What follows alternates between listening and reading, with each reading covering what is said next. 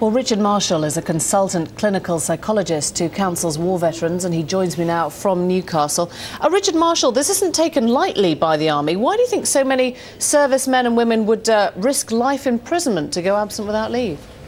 Well, it's a very difficult situation for them, and they're suffering from the effects of post-traumatic stress disorder, which can be really debilitating in itself. They're experiencing intrusive memories, flashbacks, nightmares. They're basically reliving the whole horror of the event day after day.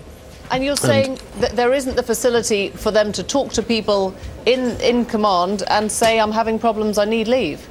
Well, the facility is there. I think the difficulty here is in terms of actually recognising PTSD in the first place.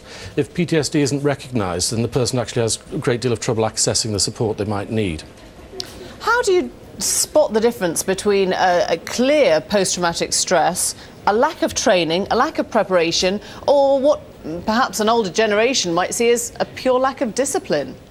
Right, I mean, this is a really crucial issue, isn't it? Because so many people can be labelled as being young, immature, inexperienced. It can be seen as a personal weakness that they haven't coped with the horrors of war. There isn't a precise science here in terms of diagnosing a mental health condition such as PTSD. There are criteria, and we know what those criteria are. We're getting increasingly more able to identify people who have PTSD. But, like with a lot of mental health conditions, you'll find that for every doctor who might diagnose one thing, there'll be another doctor who would diagnose something else. And when we heard in the piece that many are blaming domestic circumstances, are they genuinely not allowed enough time home, or is that an excuse, or is that something they're not aware of, which is, again, this post-traumatic stress?